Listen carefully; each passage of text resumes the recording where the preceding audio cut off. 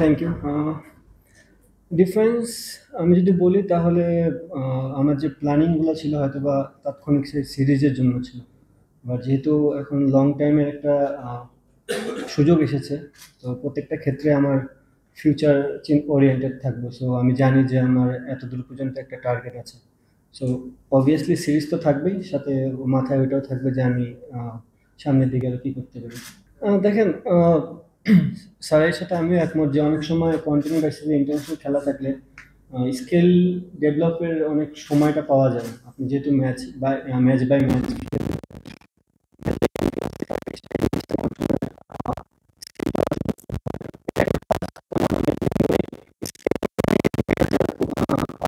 চলছে, সাথে কিভাবে বিকজ টি-20 ফরম্যাটে আমরা সবাই জানি যে বড় শট খেলতে হয়।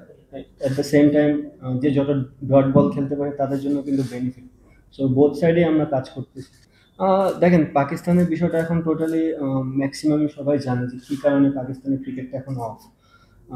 আমার থেকে হয়তো বা এটা ভালো ডিসিশন দিতে পারবে বিসিবি, বিকজ বিকজ দুই বোর্ডের মধ্যেই কথোপকথনের মাধ্যমেই জিনিসটা আগাবে। যদি বিসিবি মনে করে আমরা ওখানে ক্রিকেট খেলতে যাওয়ার মতন সিচুয়েশন যদি থাকে, আমরা অবশ্যই খেলতে যাবো ওখানে।